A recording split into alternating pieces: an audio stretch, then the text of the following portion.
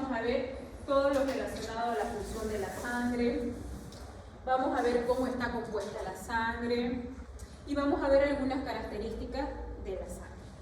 Nosotros ahorita en nuestro organismo están corriendo aproximadamente 5 litros de sangre.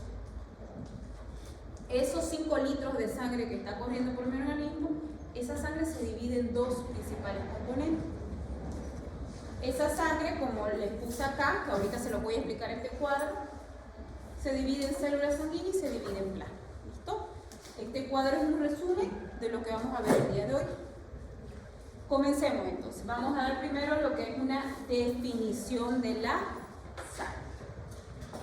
La sangre es un tejido conjuntivo especializado que tiene muchas funciones. Como ya les dije, forma parte del aparato sanguíneo. Aproximadamente nosotros tenemos circulando en nuestro organismo 5 litros de sangre. ¿Por qué les digo esto? Porque a veces cuando nosotros donamos sangre, donamos 450 ml.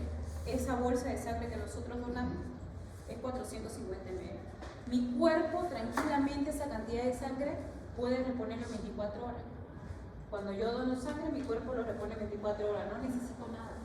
Entonces, más o menos para que ustedes tengan idea de cuánta sangre yo puedo perder, y mi cuerpo tranquilamente lo va a reponer.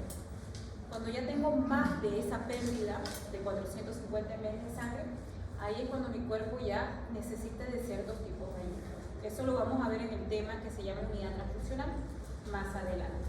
¿Ya?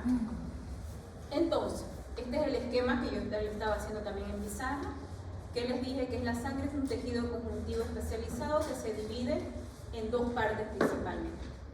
Se divide en células sanguíneas, que ustedes ya las han visto, que son los glóbulos rojos, los glóbulos blancos y las plaquetas. Y la otra parte de la composición de la sangre es el plasma. Del 100% de sangre que ahorita nosotros tenemos circulando en nuestro organismo, la literatura menciona que 40-45% de esa sangre son células sanguíneas. Y el 55 al 60% de mi sangre es plasma. Y de ese 55 al 60% del plasma, 90% es agua. ¿Qué quiere decir eso? Que de mi sangre lo que más yo tengo es plasma. Y lo que más está compuesto ese plasma es agua. Por lo tanto, y en conclusión, mi sangre tiene más cantidad de agua. Entonces, cuando yo pierdo sangre, pierdo agua. Y si pierdo agua, no voy a reponerlo con una transfusión de sangre. Lo voy a reponer con sustancia o cristaloide o sustancia coloide. Seguro lo van a ir viendo más después o lo han visto quizás en otra materia. Lo vamos a ver conmigo en el tema del servicio de unidad transfusional. Las sustancias cristaloides que seguro ustedes conocen son solución fisiológica, rigen normal, rigen lactato. Esas son las sustancias cristaloides que reponen volumen, que reponen agua. Y las sustancias coloides, por ejemplo, está la albúmina y el dextrano. Esos dos tipos de sustancias me reponen agua en mi paciente. Cuando mi paciente realmente no ha podido reponer esa agua porque la pérdida de sangre fue muy abundante, recién yo pienso en transfundir sangre a mi paciente, pero eso tendría que ser mi última opción. Primero yo intento con sustancias cristaloides, luego con coloides, y mi última opción sería una transfusión de sangre. ¿Hasta cuánto más o menos? La pérdida de sangre se clasifica por grado. Grado 1, grado 2, grado 3, grado 4. Una pérdida de grado 1 que corresponde al 10%, mi cuerpo lo repone en 24 horas sin ni sustancias cristaloides ni coloides. Una hemorragia grado 2 que aproximadamente es entre el 10 al 20%, mi cuerpo sí necesita reponer de cristaloides. Un grado 3 que es entre un 20 al 30% o 35%, ya yo necesito ahí pensar en cristaloides y transfusión. Y una hemorragia grado 2, cuando es una pérdida mayor al 40%, sí o sí necesito cristaloides, coloides, transfusión y observar mucho al paciente porque me puede entrar a un shock hemorrágico. Eso depende mucho.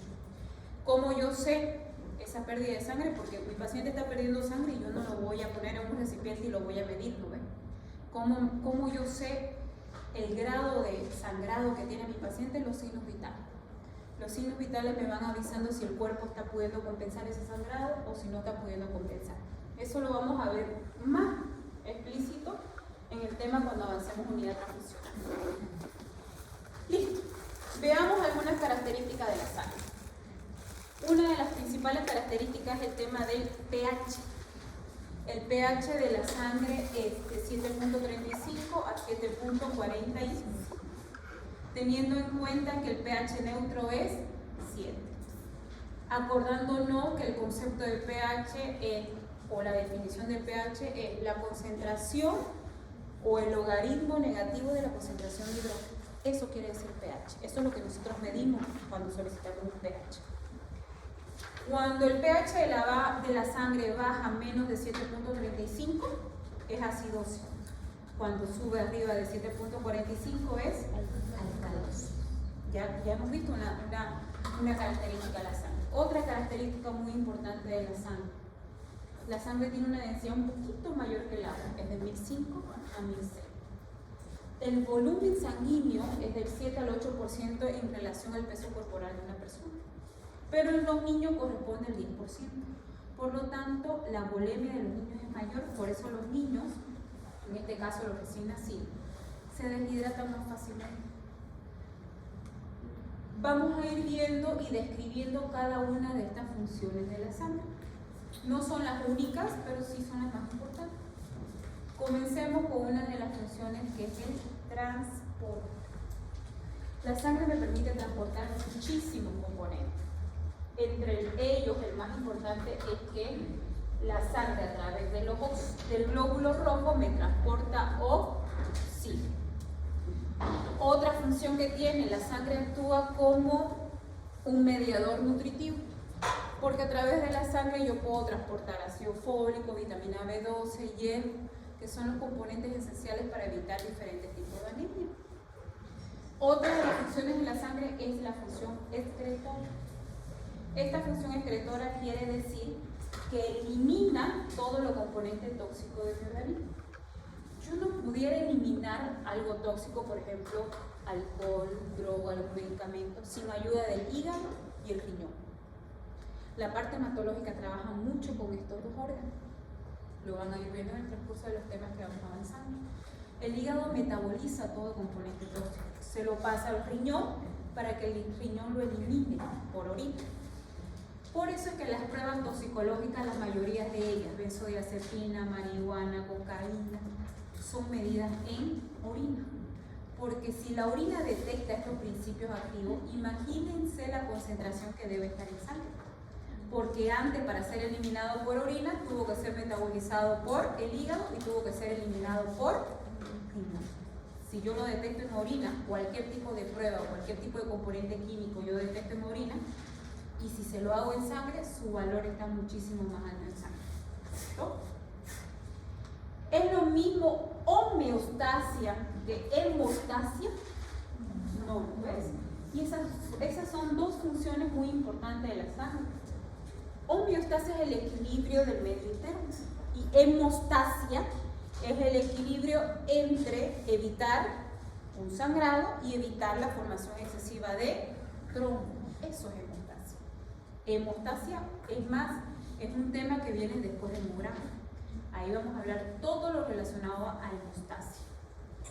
Otra función que tiene la sangre es de defensa, gracias a los linfocitos B, que los linfocitos B son los que forman anticuerpos.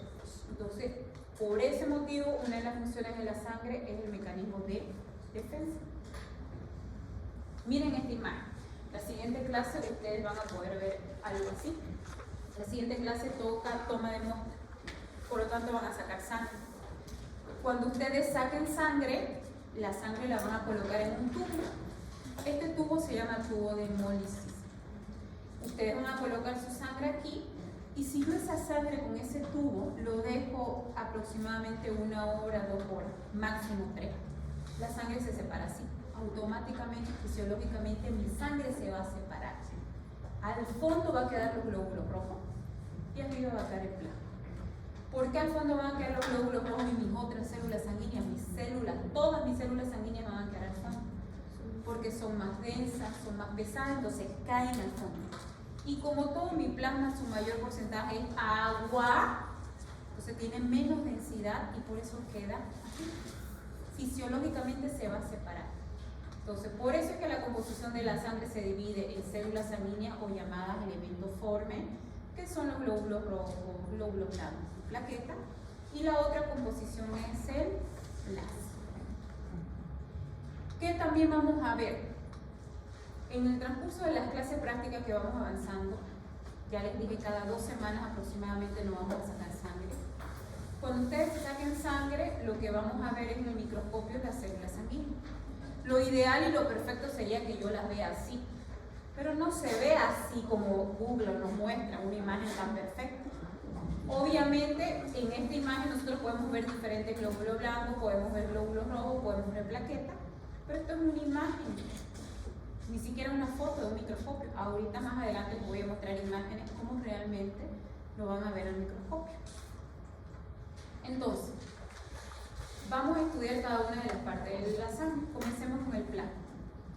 ¿Qué les dije yo del plasma? Que aproximadamente el 55 a 60% de toda mi sangre es plasma. Y que de ese 55 a 60%, 90% es agua. Para estudiar el plasma lo vamos a dividir en 2 partes, sustancias inorgánicas y sustancias orgánicas. ¿Cuáles son las sustancias inorgánicas del plasma?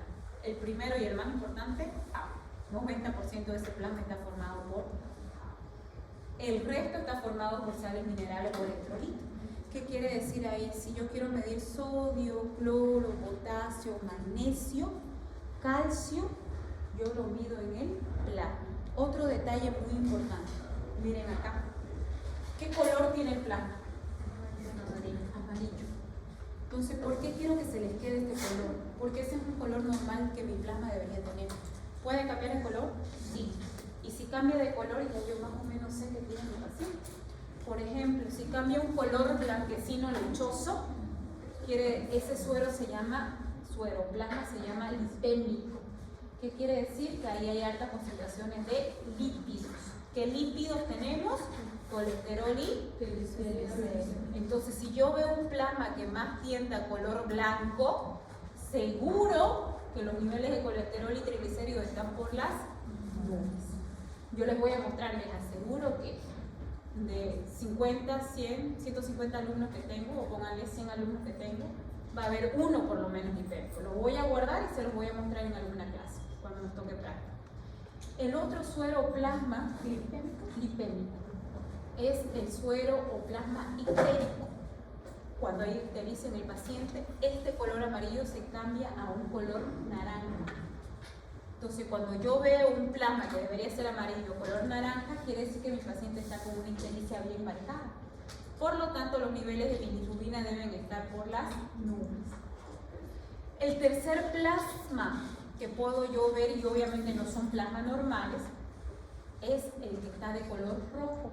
Se llama plasma o suero hemolizado. Yo lo voy a ver color rojo. También lo van a ver ustedes en laboratorio. ¿Cuánto tiempo les dije que les dura la sangre una vez recolectada? 2 semanas máximo. Yo lo dejo pasar y los glóbulos rojos comienzan a morir. Y como se comienzan a morir y a destruir, liberan esa pigmentación rojiza y hace que ese plasma que es amarillo cambie a color rojo. Entonces también les voy a guardar plasma para que ustedes vean el color rojo, vean un color blanquecino.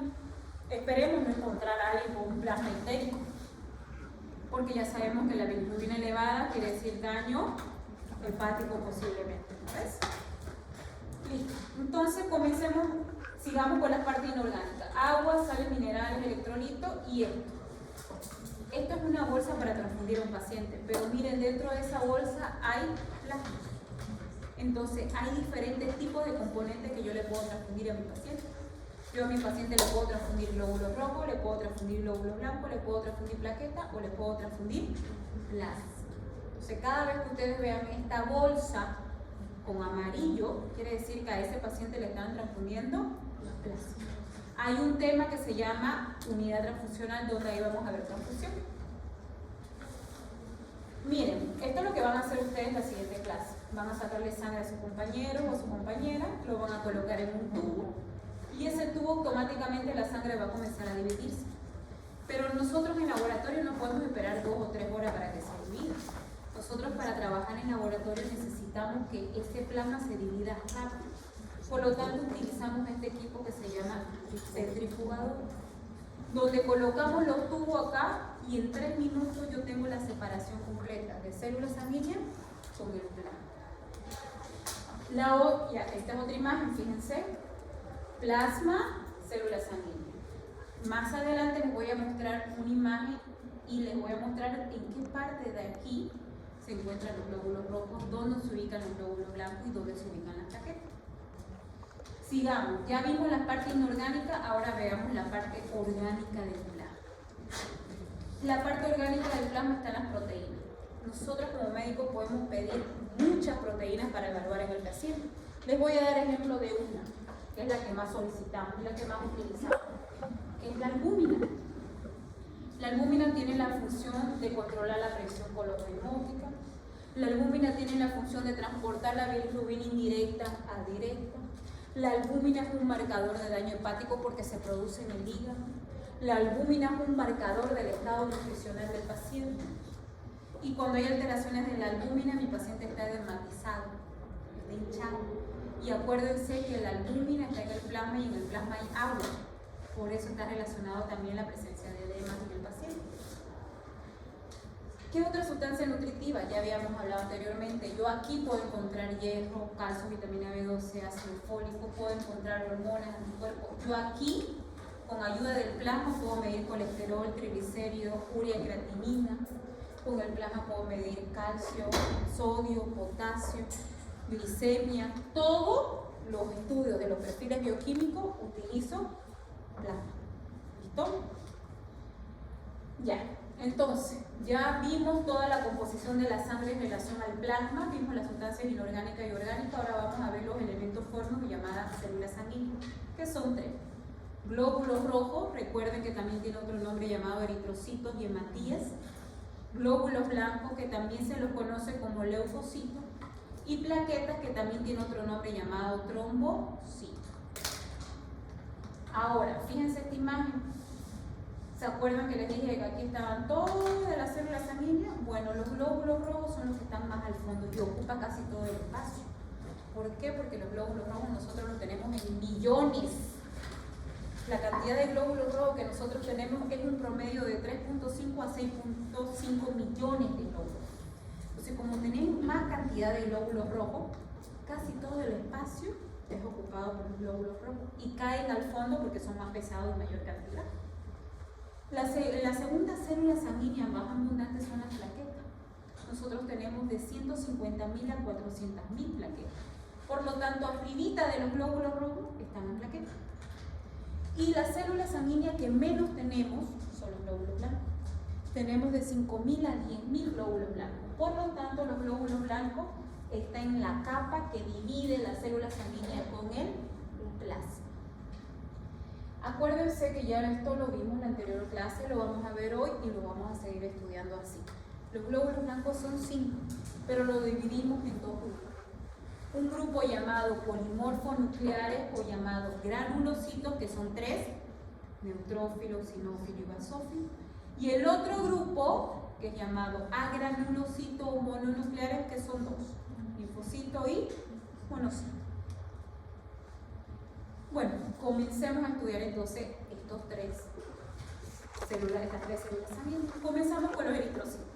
Se supone que ustedes a los eritrocitos los conocen de memoria. Ya lo hemos visto ayer, en la anterior clase lo vamos a ver hoy. Los glóbulos rojos, ¿quién los forma? Mi médula ósea. A través del proceso llamada eritropoiesis, gracias a la célula madre hematopoyética y gracias a la célula madre mieloma. Esta formación se da en la médula ósea. ¿Y cuánto tiempo tarda mi médula ósea en producir un glóbulo rojo? De 3 a 5 días aproximadamente. ¿Y ese glóbulo rojo que formó cuánto tiempo vive? De 90 a 120 días. Es el tiempo de vida. ¿Qué tengo que saber del glóbulo rojo? El glóbulo rojo nunca, son 4 reglas que nunca deben olvidarse. Y ustedes lo van a ver en el hemograma. El glóbulo rojo nunca tiene que cambiar de tamaño, nunca tiene que cambiar de forma, nunca tiene que cambiar de color y nunca tiene que cambiar de cantidad. Esas son las reglas que debe cumplir un glóbulo rojo. No cambiar de tamaño, no cambiar de forma, no cambiar de color y no cambiar de cantidad. Pero para que yo detecte si algo cambió, primero tengo que saber lo normal. Si yo no sé lo normal, difícilmente me voy a dar cuenta que algo está pasando. Por lo tanto, debo empezar sabiendo cuánto es el tamaño de un glóbulo rojo. Aproximadamente de 5 a 7 micras, algunas literaturas mencionan de 4 a 8 micras, pero no sobrepasa ese tamaño. Un promedio aproximadamente de 5 a 6 micras el glóbulo rojo. Cuando cambia de tamaño, algo está pasando. No tiene que cambiar de forma.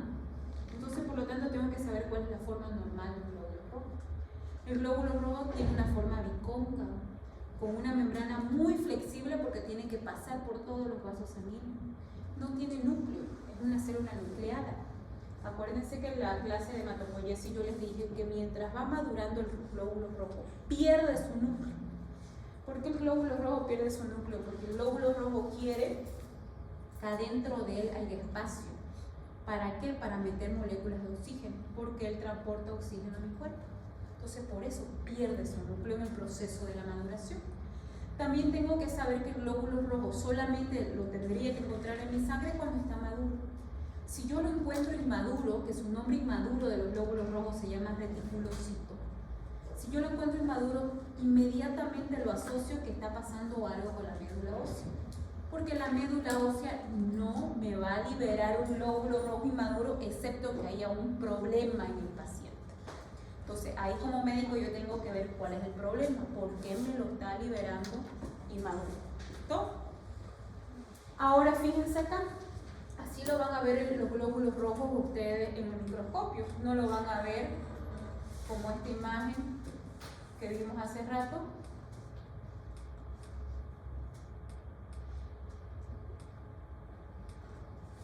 Así. No lo van a ver ese color rojo. Normalmente lo vamos a ver, como les voy a dar la lámina teñida, ustedes lo van a ver este color violeta. ¿Por qué lo van a ver este color violeta, este color lila, como quieran llamar? ¿Por qué? Porque utilizamos una tinción. Esa tinción se utiliza porque ese colorante que yo utilizo tiñe citoplasma, tiñe núcleo, tiñe membrana, tiñe granulación. Pero fíjense acá, el glóbulo rojo al medio está de color blanco, no tiñó. ¿Por qué no tiñó? Porque el glóbulo rojo no tiene núcleo. Entonces solamente tiñe la parte de su membrana. A diferencia del glóbulo blanco, el glóbulo blanco sí tiene núcleo. Entonces ustedes van a ver que tiñe en la parte del medio. Ahora vamos a ver imágenes más adelante. ¿Qué les dije? Que el glóbulo rojo, miren, no tiene por qué cambiar de tamaño. Miren la comparación de un glóbulo rojo con un glóbulo blanco. El glóbulo blanco, su tamaño aproximadamente es de 10 a 20 micras. O sea, le duplica, hasta le triplica el tamaño a un glóbulo rojo. No tiene por qué cambiar de forma. Miren, acá hay glóbulos rojos estrellados, estomatocito, fragmentado, queratocito. Es más, hay un glóbulo rojo que se forma en forma de os o media luna. Ese glóbulo rojo, cuando cambia esa forma, me indica que hay un tipo de anemia llamada anemia falciforme. Ahí está el motivo por el cual yo les digo que el glóbulo rojo no tiene que cambiar de tamaño, forma, color ni cantidad. Ya hemos visto tamaño, ya hemos visto forma, ahora vamos a ver color. El hemograma me muestra a mí cuando los glóbulos rojos están más bajos de lo normal en relación a su color. Eso se llama hipocromía. El hemograma me dice que hay hipocromía. El hemograma me dice cuando el glóbulo rojo está tiene mucho color. El hemograma me dice cuando hay hipercromía. Esas terminaciones ustedes van a aprender en la siguiente clase con el hemograma. Pero ustedes ya saben la regla básica. No tienen que cambiar de tamaño, forma, color ni cantidad. En cantidad, ahí ya saben cuánto es el valor normal. Que les dije, de 3,5 a 6 millones aproximadamente. Cuando baja de 3,5 millones, me está indicando que el paciente está cruzando con una anemia. Cuando sube más de 6, 6,5, me está indicando que hay una polilobulia. Eso también lo vamos a ver en el hemograma, solo que ahora le estoy hablando de todo eso para que se lo relacionen porque no puede haber variaciones, ¿ya? Listo, ya hablamos de los glóbulos rojos, ahora nos toca hablar de los glóbulos blancos llamados leucocitos. ¿Qué les dije de los glóbulos blancos? Si yo les preguntase ahorita en un examen,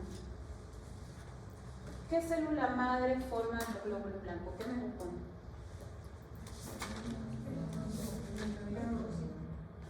¿Mieloide? ¿Solo la mieloide? Las dos. Porque acuérdense que la célula madre mieloide forma 4 glóbulos blancos y la célula madre linfoide forma 1, que es el linfocito. T, B y el narro aquí. Entonces, ¿quién forma los glóbulos blancos de manera general? La célula madre mieloide y la célula madre linfoide. Ahora vamos a ver los tipos de glóbulos blancos y ahí ustedes van a saber si es mieloide o si es linfoide. ¿Qué les dije también? Los glóbulos blancos se dividen en dos grandes grupos.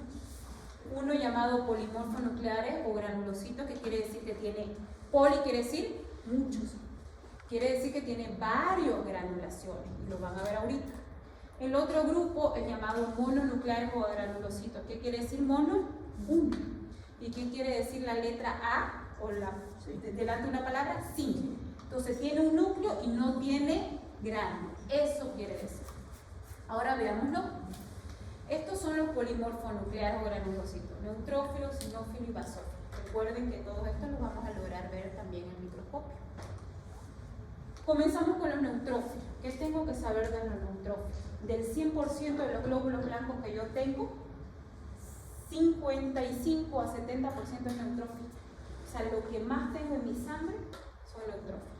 Entonces, cuando yo miro el microscopio, lo que más voy a encontrar son neutrófilos.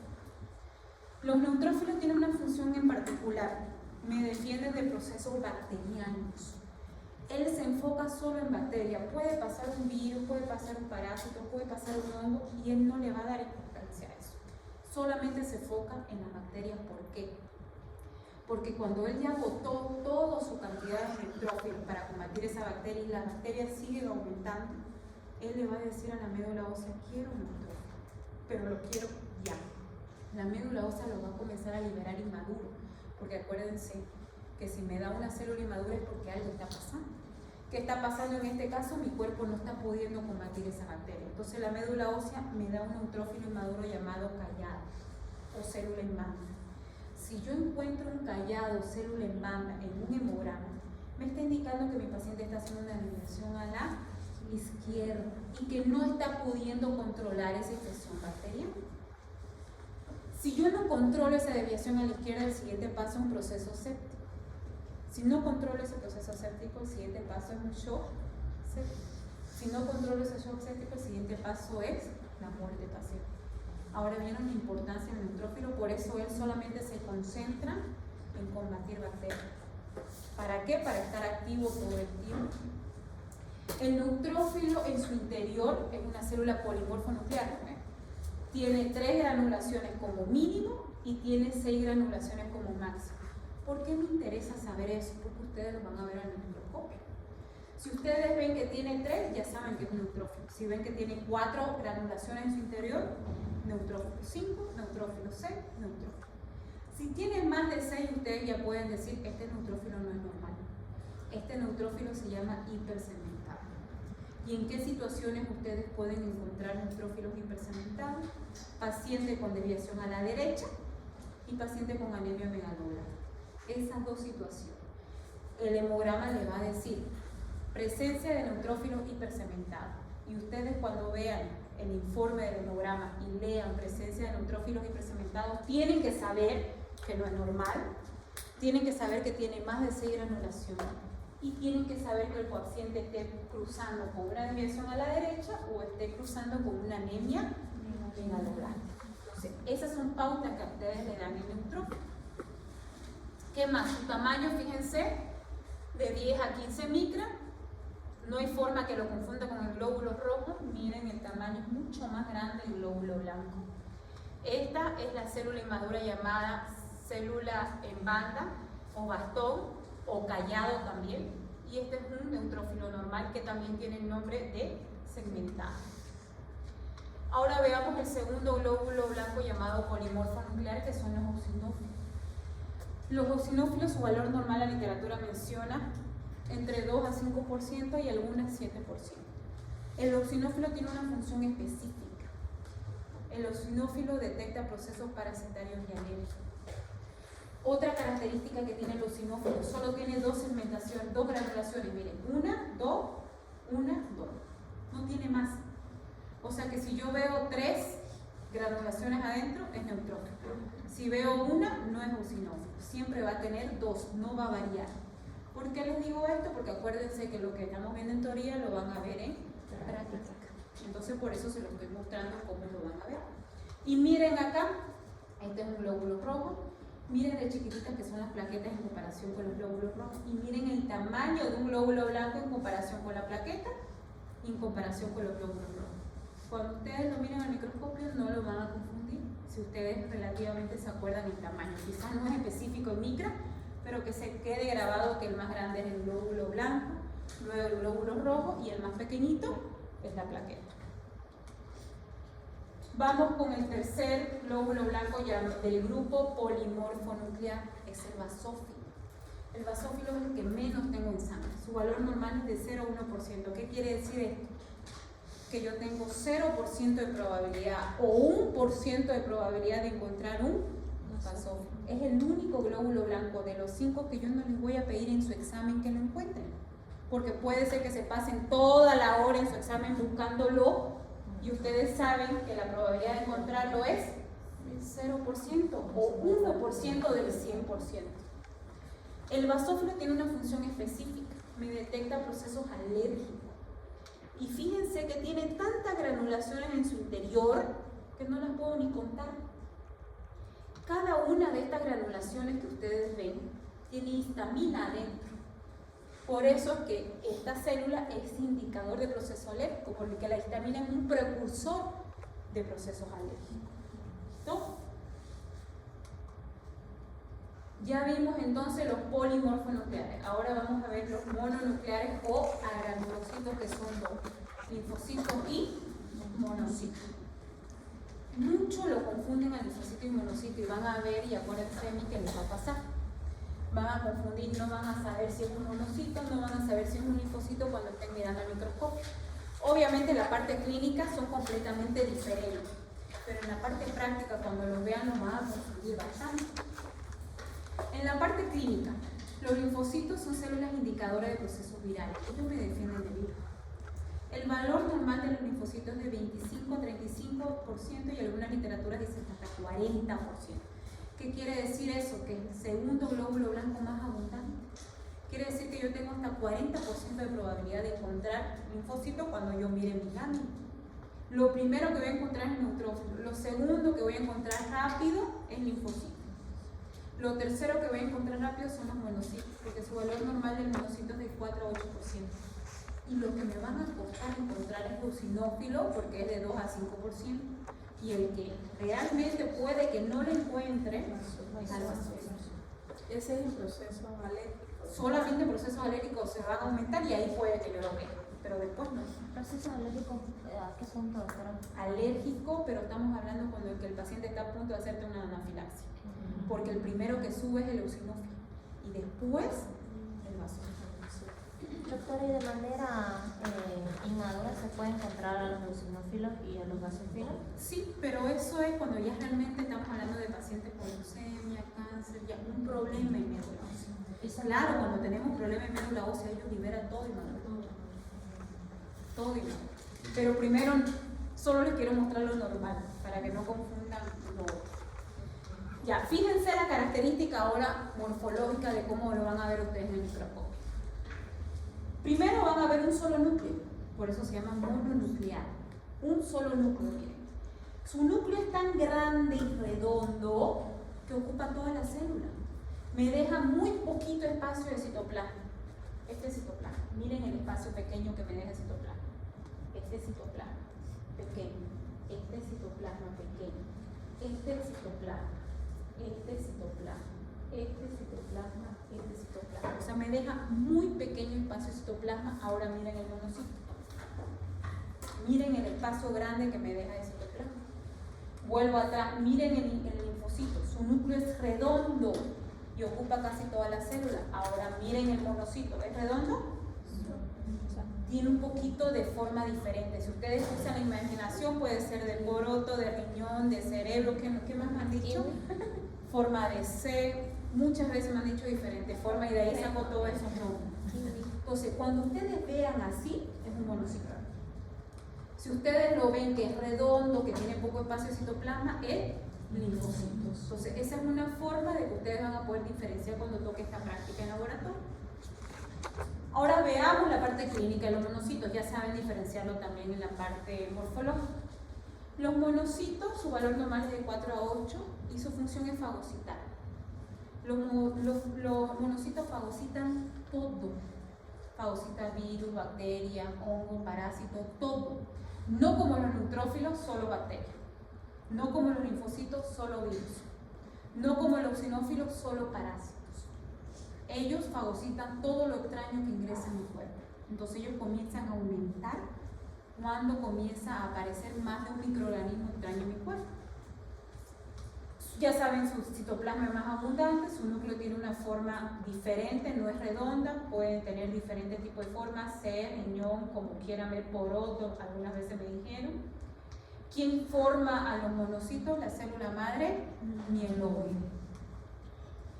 Listo, miren, así vamos a lograr ver. Miren el linfocito, es redondo. Miren el monocito, no es redondo. Miren el linfocito, me deja poco espacio de citoplasma. Miren el monocito, me deja más espacio de citoplasma. Miren el basófilo, tiene tantas granulaciones adentro que no las puedo contar. Miren la comparación de un glóbulo rojo con un glóbulo blanco. Miren las plaquetas, son estas, de chiquititas. Terminamos con las plaquetas. Las plaquetas tienen una función muy importante, que es la formar el trombo plaquetario. El trombo plaquetario activa la hemostasia primaria. Sin activación de la hemostasia primaria yo no pudiera tener una buena hemostasia secundaria, así que sí o sí necesito de la plaqueta como la primera célula para activar todo mi proceso de hemostasia. El valor normal de la plaqueta es de 150.000 a 400.000. Mi médula ósea la forma la plaqueta. ¿A través de qué célula madre? Mieloide. ¿Cuánto tiempo tarda en formar mi médula ósea una plaqueta? 7 días, algunas literaturas dicen hasta 10 días. Las plaquetas son las células sanguíneas más pequeñitas. Miden aproximadamente 2 a 3 micras. Miren acá, esta es una imagen ampliada con el objetivo de 100. Acuérdense que cuando vimos microscopio nosotros vimos que el objetivo del microscopio es de 4, de 10, de 40 y de 100. Lo que les digo yo, normalmente vamos a ocupar de 40 y de 100. Y el único que utilizo aceite de inmersión es con el objetivo de 100. Eso es lo que más vamos a ocupar. Fíjense cómo se amplía con un objetivo de 100 mucho más grande. Este es un de 40 y quizá este de acá podría ser uno de 10. Fíjense la diferencia en tamaño de las plaquetas en comparación con los glóbulos rojos y miren la parte blanca del glóbulo rojo, porque no tiene núcleo. Y miren las plaquetas como tienen núcleo, tienen todo color violeta. ¿Y se acuerdan el glóbulo blanco? También tiene color violeta porque tiene núcleo. ¿Alguna pregunta hasta aquí? ¿Dónde está mi lista? ¿Quién tiene mi lista?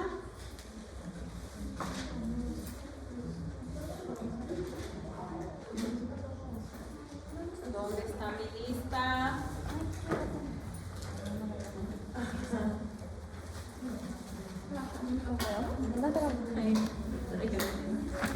Díganme un número de 1. Ya, ahorita se los paso después. Díganme de 1 al 41. ¿Usted? Del 1 al 41 al 36. El 36.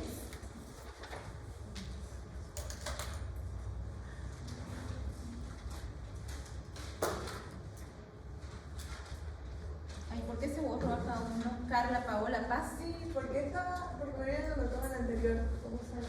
Me anotaron en la plana anterior. Por eso lo tacho. Porque estaba abajo. Marley.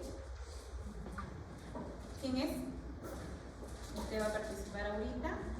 Dígame otro número del 1 al 41, sin contar el 36.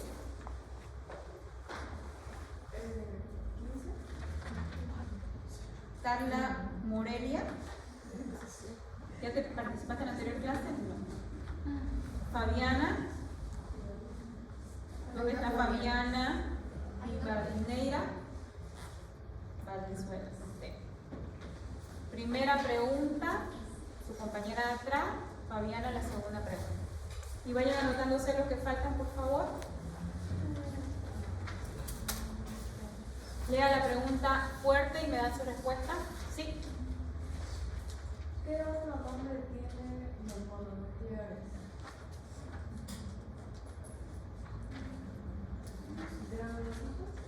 Agranulocitos. Mononucleares agranulocitos. ¿Cómo está formada el porcentaje de la sangre? Sería la C.